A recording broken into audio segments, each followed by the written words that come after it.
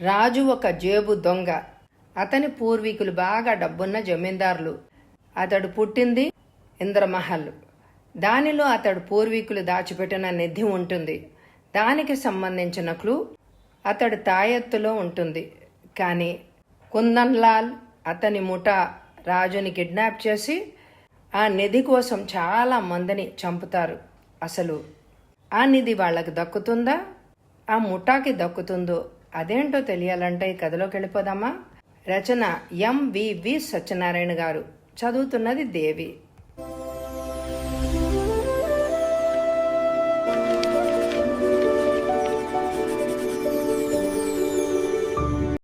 Jagadamba centre రద్దీగా ఉంది. ఆఫీస్కు వెళ్లే జనం, మార్కెట్ చేయడానికి ఇళ్లలోంచి బయటకు వచ్చే స్త్రీలు, బడిలోకెళ్లే పిల్లలు, కర్మాగారాలకు పరుగులు తీసే కార్మికులు, పోటీలకు పరిగెత్తే కార్ల పందెంలాగా కార్లు. జేబు దొంగ నాగరాజు గుంపులో చొరబడ్డాడు. సిటీ బస్సు వచ్చి స్టాప్లో ఆగింది. సీతమ్మధార పోయే బస్సు ఖాళీగానే ఉంది. సీట్లకు సరిపడే జనం ఎక్కగానే బస్సు కదిలింది. అలవాటు కొద్దీ బస్టాప్ కదిలి ఐలాండ్ వద్ద ఆగింది. ప్రయాణికులు పరుగుదీశారు. రాజు పరిగెత్తి బస్సు గుమ్మం దగ్గర దొరకబుచ్చుకున్నాడు. ప్రయాణికులు నలిగిపోతున్నారు. యుద్ధవీరుల్లాగా ఒకరినొకరు తోసుకుంటున్నారు. బస్ కండక్టరు, పోలీస్ కానిస్టేబుల్స్ తనకి పట్టనట్టే చూస్తున్నారు. పూల రథంలా కదిలింది బస్సు. రాజు బస్సులో తన స్థానంలో నిలదొక్కున్నాడు. ప్రయాణికులను, వాళ్ల జేబులో సొమ్ములను కళ్లతో అంచనా వేయసాగాడు. చేతికి ఎవరిదో జేబు తగిలింది. బరువైన పర్సు. వేళ్లతో జేబును ఎతికాడు. అతడు బస్సు ప్రయాణంలో బ్యాలెన్సు కాచుకోవడంలో మునిగిపోయాడు. రాజు టక్కున పర్సు లాగాడు. అతి కష్టం మీద వణికే నరాలను అదిమి పట్టాడు. తన ప్యాంటు జోబులోకి పర్సును తోశాడు. బస్సు ఎక్కిడి తొక్కడిగా ఉంది. పర్సు, పర్సు, బాబోయ్ నా పర్సు! అతడు గుండె లవిసేలాగా కేకలు పెడుతున్నాడు. రాజు గుండెల్లో రైళ్లు పరిగెత్తాయి. సిటీ బస్సు మీద పిడుగుపడితే బాగుండు అని అనిపిస్తోంది. కానీ బస్సు స్టాప్కి మధ్యలో ఆగింది. వీడే అయి ఉంటాడు. నా పర్సు కొట్టేసింది. పర్సు పోగొట్టుకున్న వ్యక్తి రాజు చేయి పట్టుకున్నాడు. రాజుకి గొంతు తడారిపోతోంది. నేను కాదు, చేయి గింజుకుంటా అన్నాడు రాజు. కండక్టర్ ప్రయాణికులను కిందకి దింపాడు. అతడు రాజు జోబులో తడవబోయాడు. రాజు వారించబోయాడు. మరెవరో రాజు షర్టు పట్టుకున్నారు. మరొకడు జేబులు వెతికాడు. పర్సు తీశాడు. రాజు కళ్ల ముందు మెరుపులు మెరిశాయి. పర్సు పోగొట్టుకున్న వ్యక్తి తేలుగుట్టిన వాడల్లే అరుస్తున్నాడు. అది నా పర్సు కాదు బాబోయ్, నా పర్సు బాబోయ్, 600 రూపాయలు నా జీతం బాబోయ్. ఈసారి రాజు తెల్లబోయాడు. తాను కుడి జోబులోంచే పర్సు కొట్టేశాడు. ఎవరో పర్సు తెరిచారు. పర్సులో 2 రూపాయల నోటు, నలిగిపోయిన కాగితం ముక్క ఉన్నాయి. పర్సులో మైకా షీటు, దాని వెనక ఫోటో. అరే, అతడు నిర్దోషి. ఆ ఫోటో అతడిదే. రాజు నిభాయించుకున్నాడు. తన ఫోటో ఉన్న పర్సు అది. ఆ పర్సు ఎక్కడిది? తన జోబులోకి ఎలా వచ్చింది? పర్సు పోగొట్టుకున్నవాడు గోలెత్తిపోతున్నాడు. పోలీస్ కంప్లైంట్ ఇవ్వండి. అరేరే పాపం, అసలు దొంగను వదిలిపెట్టేశాం. అవును పాపం, అమాయకుడిని బాధ పెట్టేవాళ్ళం. రాజు జుట్టు సవరించుకొని పర్సుతో గుంపులోంచి బయటపడ్డాడు. తనకి పర్సు దొరకనందుకు బాధపడాలో, తన్నులు కటకటాలు తప్పించుకున్నందుకు సంతోషపడాలో. అరే రాజు, ఏం జరిగిందిరా? సైమన్, పకీరు అతన్ని సమీపించారు. రాజు, సైమన్, పకీరు ముగ్గురు తోడు దొంగలు. రాజు జరిగిందంతా చెప్పాడు వాళ్లకు. ఆశ్చర్యంగా, తన జేబులో 600 రూపాయల పర్సుని ఎవరు తీసుకున్నారు? తీసుకున్న వాళ్లే తన జేబులో ఈ 2 రూపాయలు తన ఫోటో ఉన్న పర్సును ఉంచారు. వాళ్ళకి తన ఫోటో ఎలా వచ్చింది? పకీరు చేతిలో పర్సులోని నలిగిన కాగితం ముక్క ఉంచాడు రాజు. పకీరు అతడి వంక యాగాదిగా చూసి కాగితం తెరిచాడు. సాయంత్రం 4 గంటలకు ప్లాజా హోటల్ రూమ్ నంబర్ 12లో కలుసుకుందామా అని ఉంది ఆ కాగితంలో. ఎవర్రా రాసింది అడిగాడు పకీర్. అన్నాడు రాజు తనకి తెలియదు అన్నట్టు. సైమన్ చీటీ చదువుకున్నాడు. నీ జోబులో ఈ చీటీ పెట్టేవాళ్లే 600 ఉన్న పర్సు కొట్టేసుంటారు. ఒరే సైమన్, వాళ్ళకి నా ఫోటో ఎలా వస్తుందిరా అడిగాడు రాజు. సైమన్, పకీర్ పక్కపక్క నవ్వారు. రాజు వాళ్ల వంక కోపంగా చూశాడు. మనం ఒకసారి ఎగ్జిబిషన్లో ఫోటోలు తీయించుకున్నాం అన్నాడు పకీర్. అయితే నీ ఫోటోని వాళ్ళెవరో సంపాదించి ఉంటారు. అదే ఎందుకంటాను. ఏమో, ప్లాజాకెళ్ళు, తెలుస్తుంది కదా. శంకర్ అటు ఇటు పచార్లు చేస్తున్నాడు. జగదాంబ సెంటర్లో టాక్సీ స్టాండ్ వైపు వెళ్తున్న రాజు, సైమన్ కనిపించారు. వాళ్లను దృష్టిలోంచి తప్పుకోకుండా జాగ్రత్త పడ్డాడు శంకర్. పబ్లిక్ టెలిఫోన్ బూత్లోకి ప్రవేశించాడు. అద్దాల గోడల బూత్.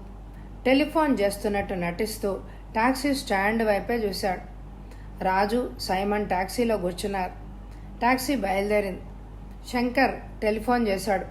అవతల వైపు వాళ్ళకి టాక్సీ బయలుదేరినట్టు సందేశం పంపించాడు. శంకర్ ఇంకా బూత్లోనే ఉండగానే టాక్సీ బారెక్స్ రోడ్లోకి మళ్ళింది. టాక్సీ బారెక్స్ దాటింది. పూర్ణ మార్కెట్ వద్ద మలుపు తిరిగింది. ప్లాజాలో మనకి రహస్యం తెలుస్తుందంటావా అడిగాడు రాజు. సైమను అతగాడి తొడగిల్లి డ్రైవింగ్ సీటు వైపు వేలు చూపించాడు. ఏ, వాళ్ళ వ్యక్తి అంటావా అడిగాడు రాజు పెదవులు కదుపుతూ. కావచ్చు, గుసగుసలాడాడు సైమన్. టాక్సీ చిన్న కుదుపుతో ఆగింది. ఎవరో వ్యక్తి టాక్సీని సమీపించాడు. డ్రైవింగ్ లైసెన్స్ అన్నాడు అతడు డ్రైవర్ను ఉద్దేశించి. అతడు ట్రాఫిక్ పోలీస్. డ్రైవర్ తన డ్రైవింగ్ లైసెన్స్ చూపించాడు. తనిఖీ చేస్తున్న వ్యక్తి వెనక సీట్లోకి చూశాడు. మీలో రాజు ఎవరు అని అడిగాడు. రాజు, సైమన్ ఇద్దరూ తెల్లబోయారు. ఎందుకు అన్నాడు సైమన్. నువ్వు రాజువా అడిగాడు తనిఖీ చేస్తున్న వ్యక్తి. కాదు. అతడు తన చూపును రాజు వైపు మరల్చాడు. నువ్వురా, పోలీస్ రికార్డులో సంతకం పెట్టాలి. ఎందుకు? రాజు గొంతు తడారిపోయింది. సిటీ బస్సులో దొంగతనం గురించి. నేను చేయలేదని రుజువైంది కదండి. కావచ్చు, కమాన్, చర్చ అనవసరం. రాజు తలదెప్పి సైమన్ వైపు చూశాడు. సైమన్కి విచిత్రంగా ఉంది.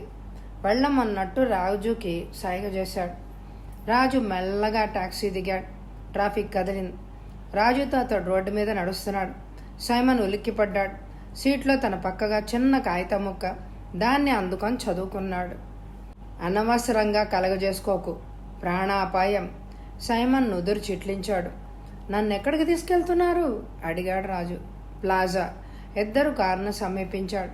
నీలి రంగు అంబాసిడర్ కార్. రాజు కారెక్కి కూర్చున్నాడు. అతడి పక్కన ఆగంతకుడు కూర్చున్న తర్వాత కారు కదిలింది. విశాలమైన మైదానం దాటి ప్లాజా హోటల్ ముందు ఆగింది. సైమన్ పోర్టిగోళ్ళ పచారులు చేస్తూ కనిపించాడు. రా, వెనక నుండి దారి ఉంది. అతడు రాజును హోటల్ వెనక భాగానికి తీసుకెళ్లాడు. ఎవరూ ఉపయోగించని మెట్లు కావడంతో ఇద్దరు సులువుగా మెట్లెక్కారు. 2వ అంతస్తులో ఉంది 12వ నెంబర్ గది. ఆగంతకుడు గది తలుపు తట్టాడు. తలుపు తెరుచుకుంది. రాజు తలుపు వెనక ప్రత్యక్షమైన ఆకారాన్ని చూడగానే కళ్ళు తిప్పుకోలేకపోయాడు. తలుపు అవతల నిలబడిన యువతికి 30 సంవత్సరాలు ఉంటాయి. చాలా అందంగా ఉంది. ఆమె మనోహరంగా నవ్వింది. లోపలికి రాజోషి అందామె అధికారపూర్వకంగా. రాజుకి తనని వెంటబెట్టుకొచ్చిన వ్యక్తి పేరు జోషి అన్న సంగతి అర్థమైంది. ఇద్దరూ గదిలోకి అడుగుపెట్టారు. డబల్ రూమ్ అది. గదిలో డబల్ కాట్ ఉంది. వాటికి ఎదురుగా యువతల గోడ దగ్గర టేబుల్, దాని మీద టెలిఫోన్. టేబుల్కి ఉన్న గోడకి విశాలమైన కిటికీలు, టేబుల్ మీద టెలిఫోన్. గదిలో పక్కగా సింకు. ఆ పక్కనే కిటికీలోంచి బయటకు చూశాడు రాజు. కిటికీ అవతలగా భవనం ఉంది. అది సన్ అండ్ శాండ్ హోటల్ అని అతనికి తెలుసు. ఈ గది కిటికీకి సమాంతరంగా అవతలి హోటల్ గది కిటికీ ఉంది. 2 భవనాల మధ్య సన్నటి రోడ్డు, 25 అడుగుల రోడ్డు. రోడ్డుకి అటు సన్ అండ్ శాండ్, ఇటు ప్లాజా. రాజు తల విదిలించాడు. పక్కనున్న బాత్రూంలో నీళ్ల చప్పుడు అవుతోంది. బాస్లేరా మేడం అడిగాడు జోషి. ఆమె బాత్రూం వైపు కళ్ళు తిప్పింది. బాత్రూం తలుపులు తెరుచుకుని ఆజానుబాహుడైన ఒక వ్యక్తి బయటకు వచ్చాడు. అతడిని చూసేటప్పటికి రాజు కళ్ళు గిర్రున తిరిగాయి. 6 అడుగుల పైచీలకి ఎత్తులో ఇంచుమించు అతడు తుమ్మ మొద్దులాగా ఉన్నాడు. బుర్ర మీసాలు, సన్నగా గీసిన గడ్డం, కుడి కన్నులో తెల్లటి పువ్వు, గారపట్టిన పళ్ళు, చిరాగ్గా పెరిగిన జుట్టు. రాజాసాబ్ని లాక్కొచ్చావేంట్రా అన్నాడు. అతడు గొంతు కూడా కర్కశంగా ఉంది. అవును బాస్, కింద సైమన్ ఉన్నాడు అన్నాడు జోషి.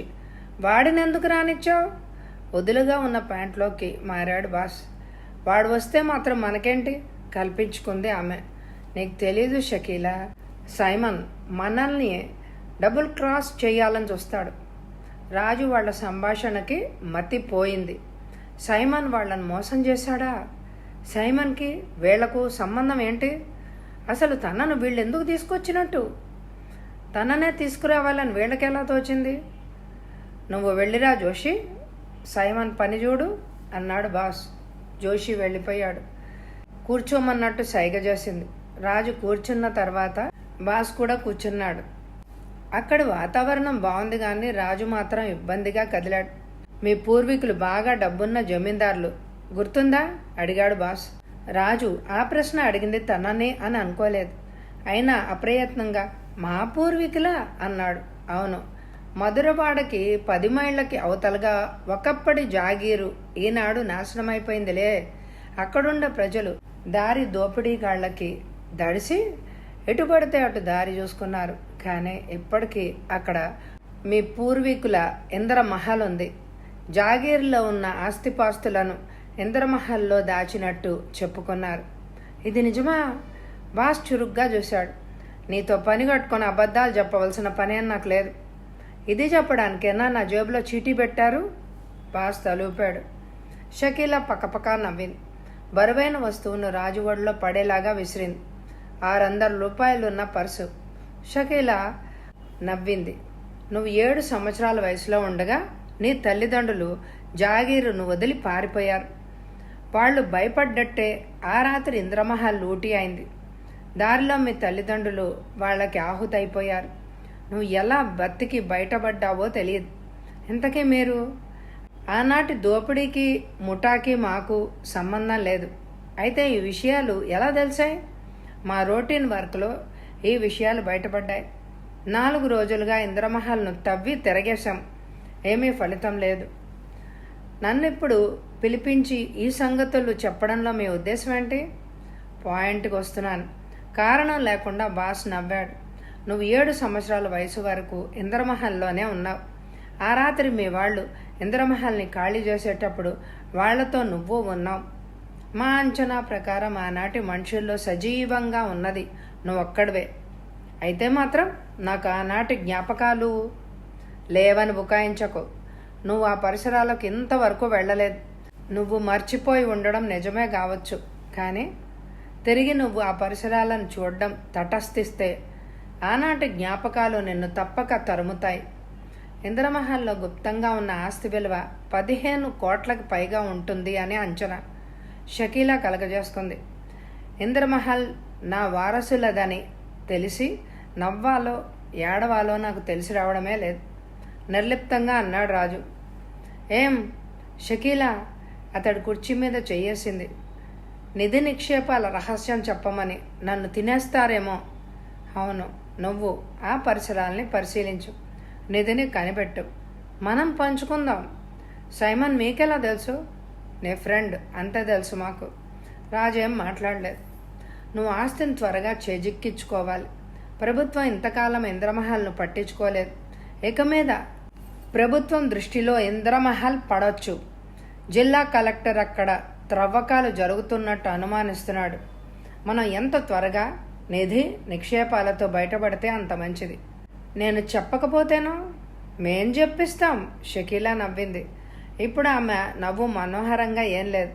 ఇంతలో ఫోన్ మోగింది. జోషి మెట్లు దిగాడు. మెయిన్ హాల్లో నిలబడ్డాడు. అతడి కళ్ళు పోర్టుగోలో వెతికాయి. సైమన్ లేడు. జోషి పోర్టుగోలోకి వచ్చాడు. సైమన్ టాక్సీలో కూర్చున్నాడు. అతడి చూపు 2వ అంతస్తు మీదే ఉంది. జోషి మెయిన్ హాల్లోకి తిరిగి వెళ్ళాడు. కౌంటర్లో అడిగి టెలిఫోన్ తీసుకున్నాడు. కాల్ చేశాడు. ఆపరేటర్ పలికింది. రూమ్ నంబర్ 12 అన్నాడు జోషి. అవతల బాస్ పలికాడు. రాజు గదిని వెతుకు, పెట్టెలలో పాత కాగితాలు ఉంటే తీసుకురా ఆదేశించాడు బాస్. సైమన్తో వెళ్ళనా? అవతల ఫోన్ పెట్టేసని చెప్పడు. చకచక ఆవరణలోకి నడిచాడు. సైమన్ని సమీపించాడు. నా పేరు జోషి, బాస్ పంపించారు అన్నాడు. సైమన్ నుదురు చిట్లించి, అరే, ఇందాక రాజుని తీసుకెళ్ళింది నువ్వే కదా?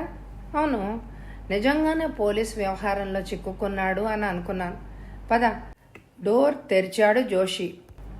రాజు ఇంటికి వెళ్దాం అన్నాడు. ఎందుకు? వాడి రూమ్లో ఎలాంటి పత్రాలు లేవు. అప్పుడే నువ్వు వెతికావన్నమాట. టాక్సీ కదిలింది. పత్రాలు దొరుకుంటే రాజుతో సగం సగం ఎప్పుడో పంచుకునేవాడిని. రాజు ఇంటి ముందు టాక్సీ ఆగింది. ఇద్దరు దిగారు. ఇంట్లోకి ప్రవేశించి పాత ఇనుప పెట్టెలు బోర్లించారు. వంటిల్లు చిందరవందర చేశారు. బట్టలు పెట్టె తిరగ తోడారు. మూల మూలల్లో వాళ్ళు శోధించారు. జోషి గదిలోకి పిచ్చిగా చూశాడు. అతడి చూపు గోడ మీద ఉన్న ఫోటో మీద పడింది. మరుక్షణంలోనే ఫోటోలు పగిలాయి. ఒక ఫోటోలో 6 ఏళ్ల వయసులో ఉన్న పిల్లవాడు ఉన్నాడు. వీడిలో రాజు పోలికలు ఉన్నాయి అన్నాడు జోషి. అవును, రాజు చిన్నప్పటి ఫోటో అది. సైమన్ కళ్ళు పెద్దవయ్యాయి. ఫోటోకి మెడలో తాయెత్తు ఉంది. అటువంటి తాయెత్తును తాను ఎప్పుడూ రాజు వద్ద చూడలేదు. కానీ చటుక్కున గుర్తొచ్చింది. తాను ఆ తాయెత్తును చూశాడు. ఎప్పుడు? ఇప్పుడే. ఎక్కడా? పాత ఇనుప పెట్టెలోని వస్తువులు తిరగవేస్తున్నప్పుడు. అవును, అక్కడే. దాని రింగులో రంగు వేసిన తాడుంది. సైమన్ తిరగేసిన ఇనపెట్టె వద్దకు పరిగెత్తాడు. చెత్తను అటు ఇటు కలియబెట్టాడు. అదిగో తాయెత్తు. నల్లగా మాడిపోయి ఉంది. దీర్ఘ చతురస్రాకారం బిళ్ళది. చటుక్కుని అందుకోబోయాడు సైమన్. అతడు వీపు మీద పిడి గుద్దు పడింది. సైమన్ తుళ్ళిపడి గుట్టకి అవతల పడ్డాడు. జోషి వంగాడు. తాయెత్తు వైపు చెయ్యి చాపాడు. ఇద్దరూ పోట్లాడుకున్నారు తీవ్రంగా. ఏదో వస్తువు పెట్టి జోషిని కొట్టాడు. జోషికి స్పృహ తప్పింది. సైమన్ తాయెత్తును అందుకున్నాడు. గుమ్మంలో అలికిడైంది. పకీర్ లోపలికొచ్చాడు. శత్రురాజులు ధ్వంసం చేసిన రాజ్యంలాగా ఉంది ఆ గది. ఇదేమిట్రా సైమన్? అడిగాడు పకీర్. సైమన్ యథాలాపంగా తాయెత్తును గుప్పిట్లో దాచేశాడు. పైకి లేచాడు. బట్టలు దులుపుకున్నాడు. తాయెత్తును జోబులో జారవిడిచాడు. వీడెవడో రాజుగదిలో చొరబడ్డాడురా, వెతుకుతున్నాడు. నేను అడ్డం పడ్డాను అన్నాడు సైమన్. రాజుగదిలో ఏముంది? వాడి మొహం ఆకులు నాకేవాడికి మూతులు నాకేవాడు అన్నట్ట. సైమన్ బలవంతాన నవ్వాడు. పకీరు అనుమానంగా చూడసాగాడు. మెటాడోర్ వ్యాన్ రోడ్డును మింగేస్తూ పరుగులెడుతోంది. మధురవాడ దాటింది. జోషి దృష్టి తిప్పకుండా తల పంకించాడు. వెనక సీట్లో కూర్చున్న షకీలా బాస్ను చూసి నవ్వింది. జగ్గు ఆమెకు ఎదుటి సీట్లో కూర్చున్నాడు. తీరిగ్గా ఏవో పత్రికలు తిరగేస్తూ. రాజు సీట్లో నిద్రపోతున్నాడు. వ్యాన్ చెట్ల గుబురుల్లోంచి చొచ్చుకుపోయింది. ఎటు చూసినా పొదలు. వ్యాన్కి అవి అడ్డం రాలేదు. వ్యాన్ కుదుపులకి రాజు లేచాడు. కిటికీలోంచి బయటికి చూశాడు. ఎదుట విశాలమైన భవంతి. గోడలు పగిలిపోయి కూలిపోయి ఉన్నాయి. వాటి అసలు రంగు ఏమిటో గానీ గోడలు వర్షం తాకిడికి పాకుడు గట్టి నల్లగా ఉన్నాయి. పై అంతస్తు కిటికీలు విరిగిపోయి ఉన్నాయి. విరిగిన గోడల మధ్య రకరకాల మొక్కలు పెరుగున్నాయి. రాజు తల విదిలించాడు. తాను ఈ భవంతిలో పుట్టాడా? ఇంద్రమహల్ అంటే ఈ భవంతేనా? తనకసలు ఇటువంటి భవంతి ఉన్నట్టు కల్లో కూడా ఊహించలేడు. ఈ భవంతిలో నిధి ఉందా? బయట ఆవరణ తవ్వి పోగులు పెట్టినట్టుగా ఉంది. జోషి వ్యాన్లోంచి దిగాడు. బాస్ దిగాడు. జగ్గు, రాజు, షకీలా అందరూ దిగారు. సింహద్వారం పగిలి తలుపులు పొరలు ఊడిపోయాయి. ఎటు చూసినా సాలెగూళ్ళు, బూజు, నేలంతా చెత్త చెదారం. ఇంద్రమహల్ ఏ క్షణంలో కూలుతుందో. బాస్ తలుపుల మీద చెయ్యేసి చూశాడు. ఆ తలుపులు కీచుమంటూ తెరుచుకున్నాయి. 5గురు భవనంలోకి నడిచాడు. గబ్బిళ్ళాలు రెక్కలు విప్పి బయటికి ఎగరసాగాయి. పెద్ద హాలు. ఒకవైపు మెట్లు, మెట్ల కింద గదులు ఉన్నాయి. మెట్ల మీద గదులు అన్నీ వాతావరణం తాకిడికి గురయ్యాయి. కొన్ని గదులకు తలుపులు లేవు. బాస్ హాల్ చుట్టూ పరికించాడు. చెవులు ఓరగా పెట్టి విన్నాడు. మేడ మీద ఎవరో నడుస్తున్న చప్పుడు వినిపిస్తోంది. అడుగుల చప్పుడు వినిపిస్తోందా? అడిగాడు బాస్. షకీలా భయంతో బిగిసిపోయింది. బాస్ మెట్లెక్కసాగాడు. అడుగుల చప్పుడు ఆగిపోయింది. 5గురు భవంతి మొత్తం ఎతికారు. సందేహం లేరు, ఎవరో తిరిగారు అన్నాడు జోషి.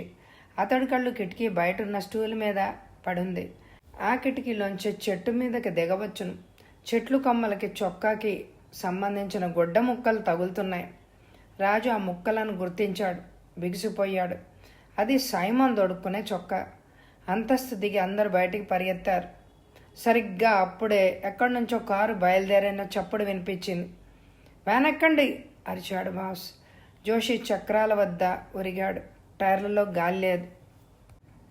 అకస్మాత్తుగా రాజుకి మెలకు వచ్చింది. గదిలో కొవ్వొత్తి వెలుగుతోంది. వెలుగులో ఆ గది భయంకరంగా ఉంది. ఇంద్రమహల్లో ఒక గది కింద అంతస్తులో. ఉదయం నుండి తామందరూ భవంతి మొత్తం తవ్వి పోగులు పెట్టారు. ఎక్కడా ఎర్రటి ఏ గాణి కూడా కనిపించలేదు. బాసు తన పూర్వ జీవితాన్ని గుర్తు చేసుకోమని వేధించాడు.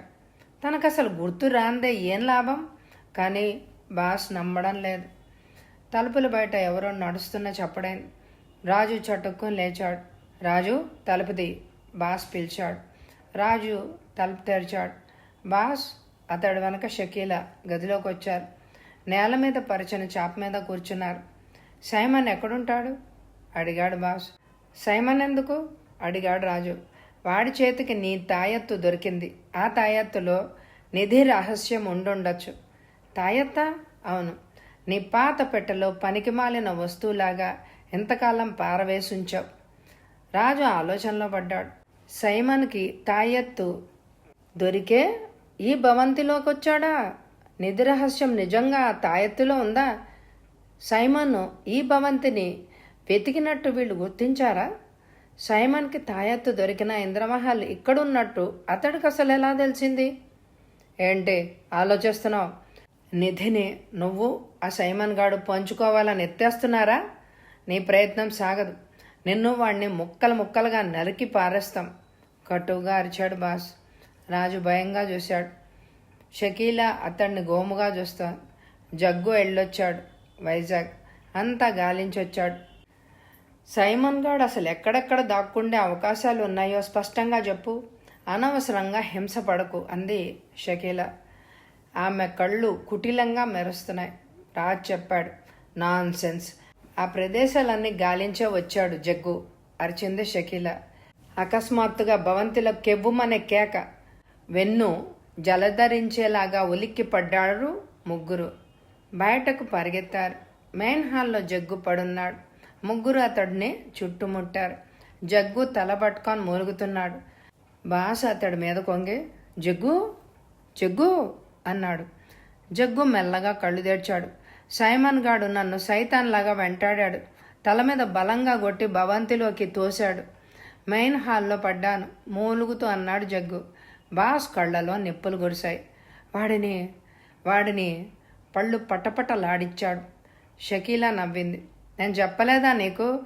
ఈ రాజుగాడు ఆ సైమన్ గాడు కలిసి నిధి పంచుకుంటారు. ఆ తాయెత్తులో నిధికి తాలూకు రహస్యం ఉంది. సైమన్ గాడు ఆగు.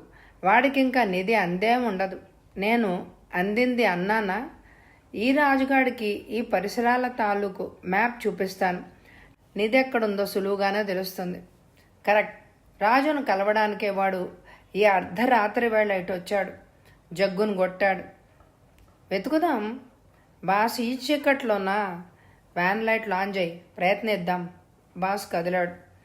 జోషి మెట్లు దిగి వచ్చాడు. రాజు నిస్త్రాణగా ఫీల్ అయ్యాడు. మెట్ల మీద కూర్చుండిపోయాడు.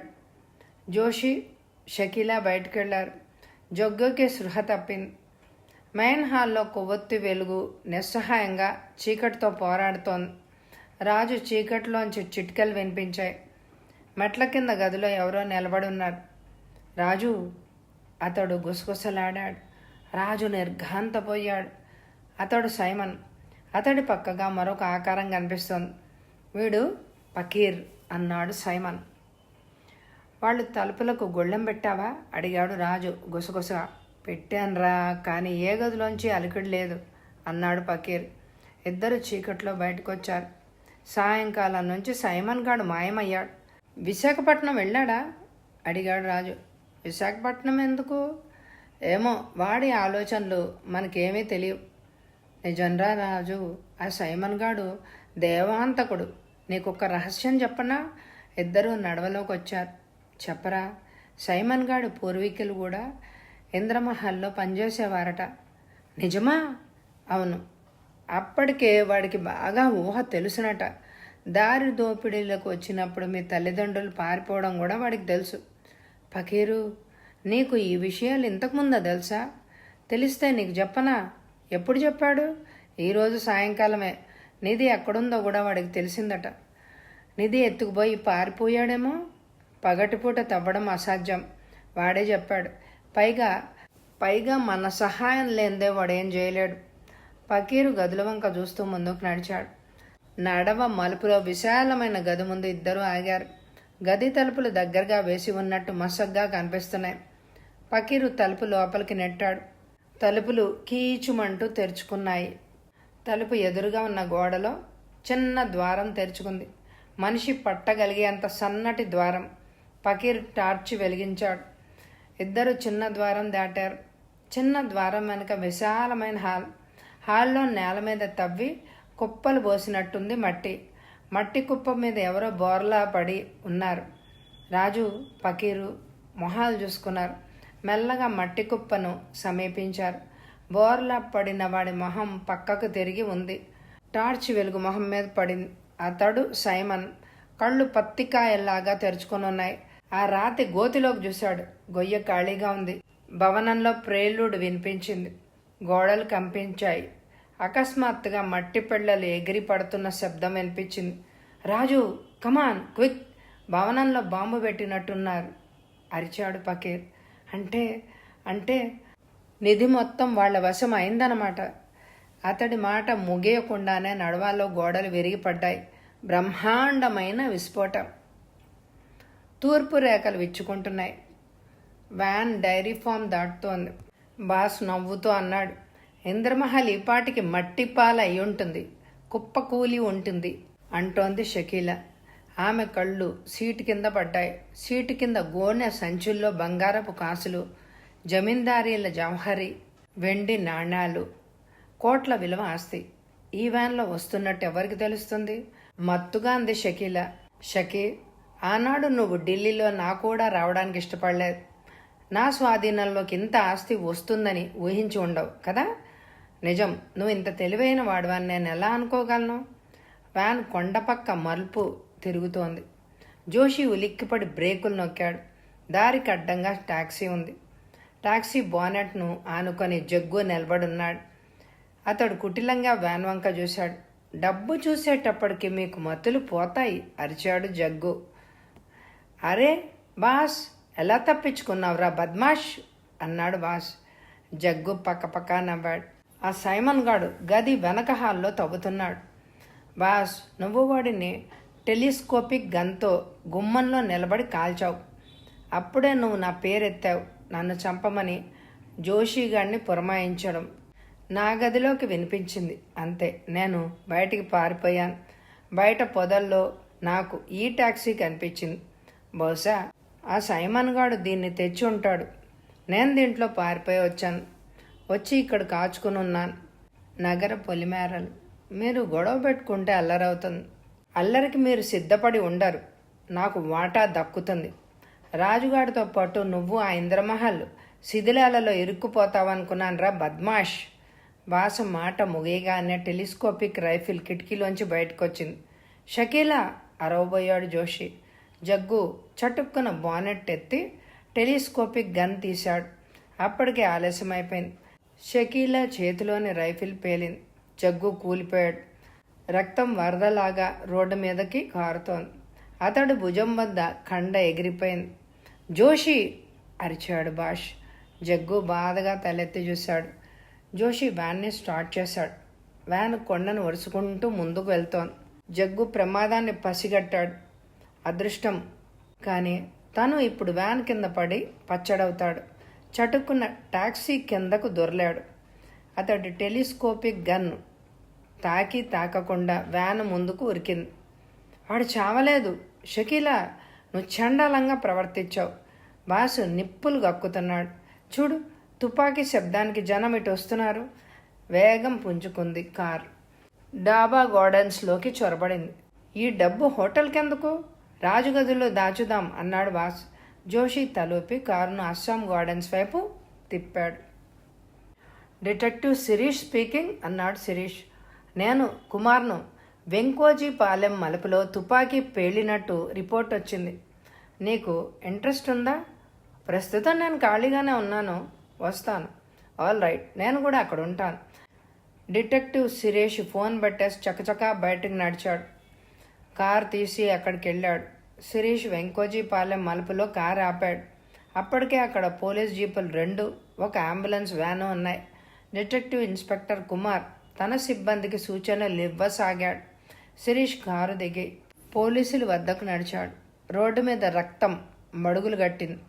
కుమార్ తల తిప్పి శిరీష్ను చూసి పలకరింపుగా నవ్వాడు. ఉదయం 5 గంటల ప్రాంతంలో ఇక్కడ తుపాకీ కాల్పులు వినిపించాయట. 2-3 రైతులు పక్క పొలాల్లోంచి ఇక్కడికి వచ్చేసరికి ఒక పెద్ద కారు, దాని వెనక కొద్దిసేపట్లో టాక్సీ వెళ్ళిపోతూ కనిపించాయట అన్నాడు కుమార్. శిరీష్ ఆలోచనలో పడ్డాడు. తుపాకీని ఎవరు కాల్చారు అడిగాడు శిరీష్. ఏమో, ఎవరు చూడలేదుట. టాక్సీ?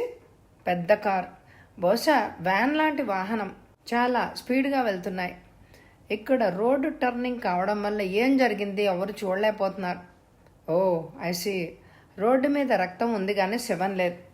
శిరీష్ మాటలు ముగయ్యక ముందే ఫింగర్ ఎక్స్పర్ట్ కుమార్ సమీపించాడు. రక్తంతో తడిసిన వేలిముద్రలు రోడ్డు మీద దొరికాయి సార్. రోడ్డు మీద వేలిముద్రలు వదిలిపెట్టిన వ్యక్తి తీవ్రంగానే గాయపడి ఉండాలి. తర్వాత లేచిపోయి ఉండొచ్చు అన్నాడు అతను. రక్తం స్పెసిమన్ తీసుకున్నారా? పాథాలజీ సర్జన్ గారు తీసుకున్నారు. పెద్ద కారు, చిన్న కారు ఒకదాన్నొకటి తరుముకుంటూ నగరం వైపు వెళ్ళాయి కదా అడిగాడు శిరీష్. అవును సార్. ఆ వాహనాలను నడిపే వాళ్ళని ఎవరైనా చూశారేమో. దర్యాప్తు చేద్దాంలే. తీవ్రంగా గాయపడిన వ్యక్తి టాక్సీలో వ్యక్తా లేకపోతే వ్యాన్లో వ్యక్తా? వ్యాన్ని టాక్సీ తరుముతోంది. టాక్సీ ఆలస్యంగా బయలుదేరింది అంటే గాయపడిన వ్యక్తే బలం గోడ తీసుకుని తిరిగి వ్యాన్లో ఫాలో అయి ఉండాలి. బాస్ వాచి చూసుకున్నాడు. ఉదయం 10 గంటలు. జోషి బయటికి జగ్గు కోసం వెళ్ళాడు.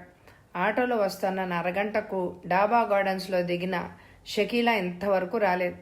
షకీలా ఏమైంది? ఆమె జోషిని కలిసిందా? జగ్గు తీవ్రంగా గాయపడి కూడా టాక్సీలో తమని కొంత దూరం వరకు వెంటాడాడు. వాడికి తర్వాత ఏం జరిగింది? తానింతసేపు రాజు గది వద్ద కాపలా ఉండే వచ్చాడు. షకీలా జగ్గు కోసం వెళ్ళుంటుంది. బల్ల మీద టెలిఫోన్ మోగింది. బాస్ తీశాడు.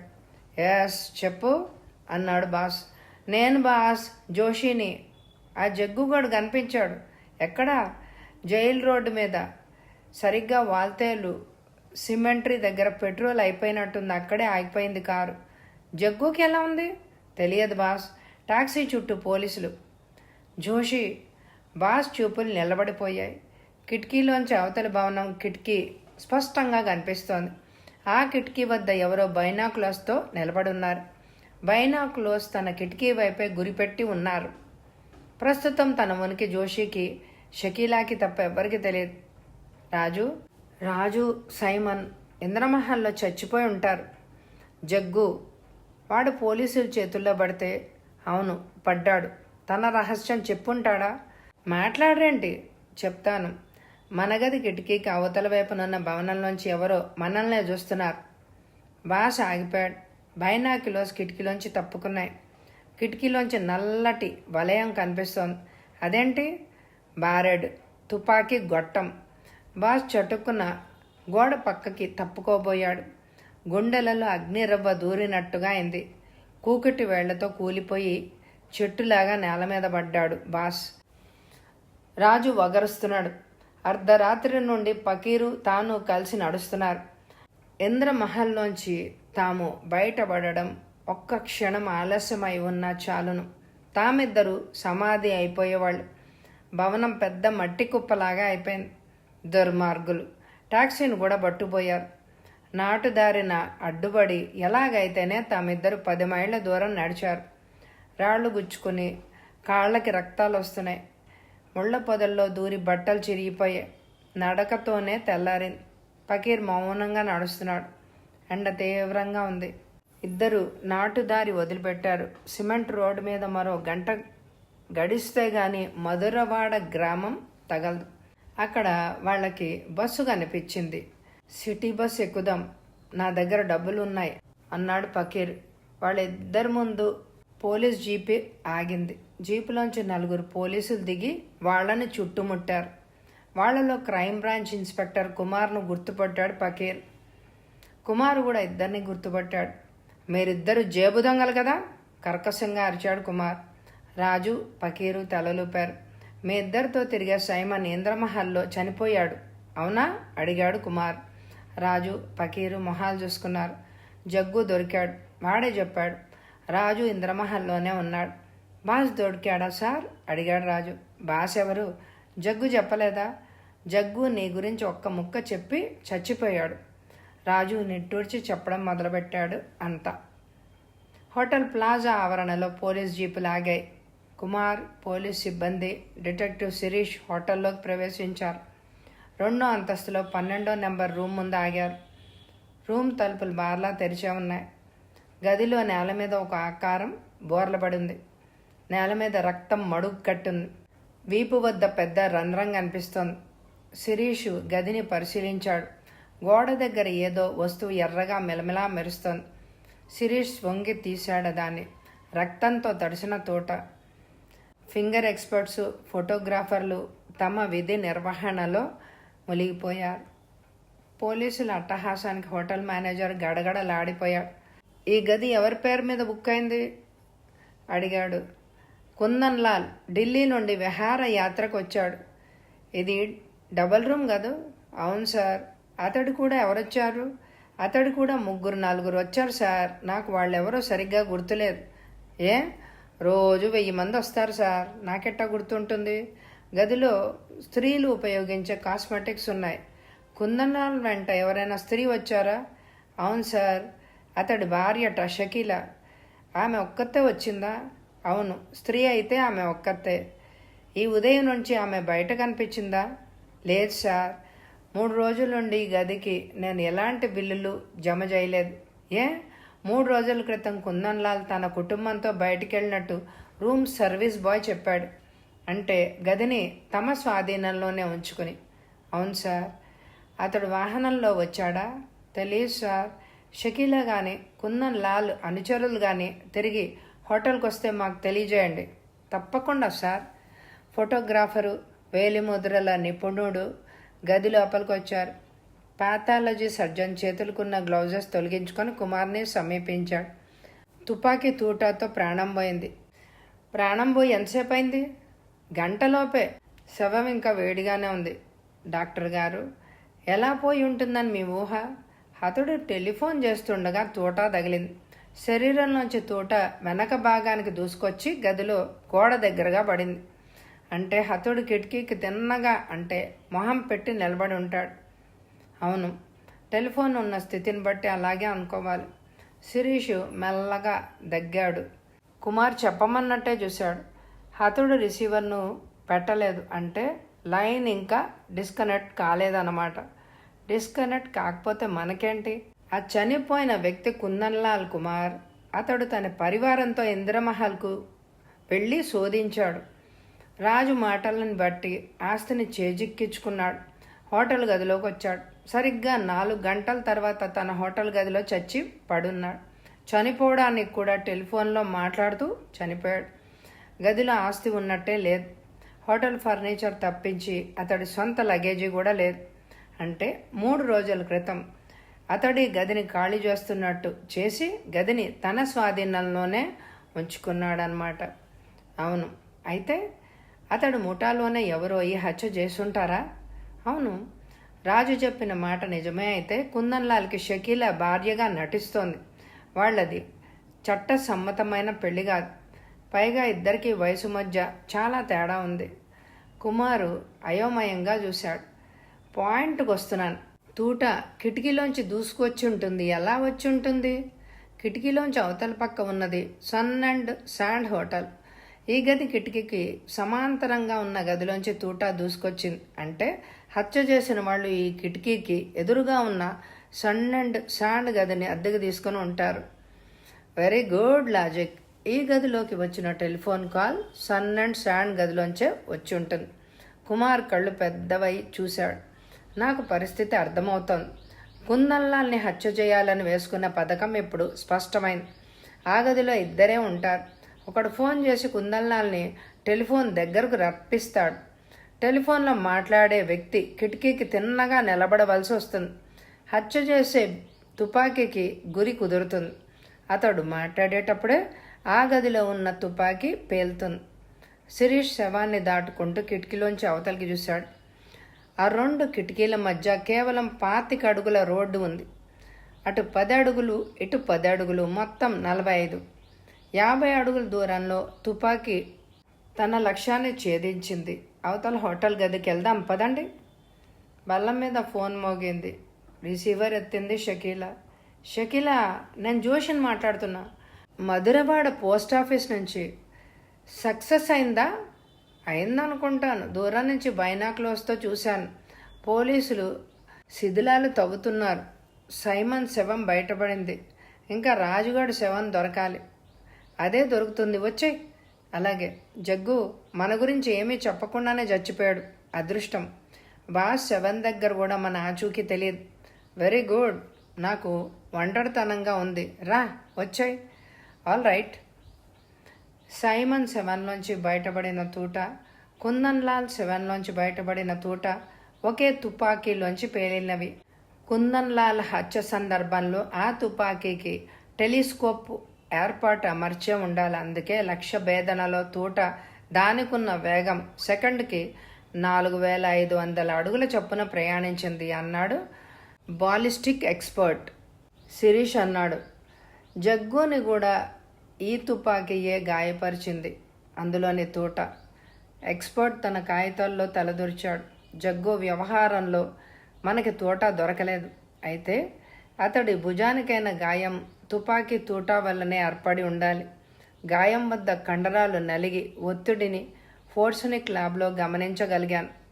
ఒత్తిడి శక్తి 28,000 ఫుట్ పౌండ్లు. అంత శక్తితో తూటాను వెలువరించే శక్తి ఓన్లీ 28 బార్ గన్కే ఉంటుంది. మై గాడ్, క్రూర జంతువులను వేటాడే పాతకాలం నాటి తుపాకీ అది అన్నాడు కుమార్. సార్జెంట్ లోపలికి వచ్చాడు. ఏంటి? టాక్సీ దొరికింది sir. Sun and Sand hotel వెనకనున్న తుమ్మ పొదల మధ్య ఆగుంది.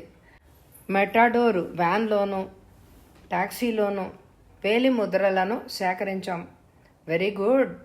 కుమార్కి సూచనలు ఇవ్వసాగాడు. ఆల్ రైట్, నువ్వు చెప్పినట్టుగా అన్ని దినపత్రికల్లో వేయిస్తానన్నాడు కుమార్. షకీలా భవనం మెట్లెక్కింది. ఆ గదిలోకి ప్రవేశించింది. కిటికీ వద్దకు వెళ్ళింది. కిటికీలోంచి బయటకు చూసింది. జనరల్ ఆసుపత్రి భవనంలో ఆ భాగం కనిపిస్తోంది. గాజు కిటికీకి పక్కగా రాజు పడుకొని ఉన్నాడు. అతడి శరీరం అంతా కట్లుగట్టింది. బైనాక్లోస్తో అతడిని పరిశీలించి చూసింది. చకచక ఎయిర్ బ్యాగ్లోంచి టెలిస్కోపిక్ రైఫిల్ తీసింది. బారాలు ఫిట్ చేసింది. గురి చూస్తూ ట్రిగర్ లాగబోయింది. ఆమె చేతిలో ఉన్న రైఫిల్ ఎగిరి పడింది. చేతికి నిప్పు కణిక అంటించినట్టు రక్తం కారుతోంది. షకీలా తెల్లబోయింది. రైఫిల్ కింద పెట్టగోడ మీద పడింది. షకీలా కిందకు చూసింది. క్రైమ్ బ్రాంచ్ ఇన్స్పెక్టర్ కుమార్ పెట్టగోడ మీద నిలబడ్డాడు. అతడి చేతిలో రివాల్వర్ ఆమె తలకు గురి పెట్టబడి ఉంది. షకీలా వెనక్కి పరిగెత్తి తలుపు తీసింది. పోలీసులు ఎదురొచ్చారు. డిటెక్టివ్ శిరీష్ ఆమెను సమీపించాడు. షకీలా, నీ వేలి ముద్రలే నిన్ను పట్టించాయి. సన్ అండ్ షాండ్ గదిలో, వ్యాన్లో, ప్లాజాలో, 12వ గదిలో నీ వేలి ముద్రలే. నీతో పాటు ఉన్న వేలి ముద్రల్లో నీకు సహకరించిన వ్యక్తి వేలి ముద్రలు కూడా ఉన్నాయి అదే హోటల్లో. టెలిఫోన్ మీద కూడా దొరికాయి. కోర్స్ జగ్గు, కుందన్లాల్, సైమన్లను కూడా కాల్చింది ఈ రైఫిల్తోనే అనే విషయం మా పరిశోధనలో తేలింది. రాజు దొరికినట్టు నీకు తెలిసి ఉంటుందనే తెలుసుకుని పత్రికల్లో అతడు జనరల్ హాస్పిటల్లో ఉన్నట్టు ప్రకటన ఇచ్చామన్నాడు శిరీష్. కుమార్ పైకొచ్చాడు. అతడి చేతిలో రైఫిల్ ఉంది. ఇంద్రమహల్లో ఆస్తిని చేజిక్కించుకోవడమే కాకుండా ఆస్తికి మిగిలిన వారసుడిని కూడా మట్టు పెట్టాలి అని ప్రయత్నించావు. కుందన్లాల్ని చంపి ఆస్తితో పారిపోయి ఉంటే నన్ను పట్టుకోవడం కాస్త కష్టమయ్యేది అన్నాడు కుమార్. అంతేకాదు, షకీలా గురించి, ఆమె ప్రియుడు గురించి ఖచ్చితమైన సమాచారం ఇవ్వగలిగేది రాజొక్కడే. అందుకు కూడా అతడిని మట్టు పెట్టాలని చూసింది ఈ షకీల అన్నాడు శిరీష్. షకీల తలొంచుకుంది. వాళ్ళిద్దరిని అరెస్టు చేసి ఉరిశిక్ష విధించారు. రాజుకి అతడి నిధిని అప్పగించారు. కథ సమాప్తం. దయచేసి మా వీడియోలను లైక్ చేయండి మరియు మీ విలువైన అభిప్రాయాన్ని కామెంట్ రూపంలో తెలియజేయండి.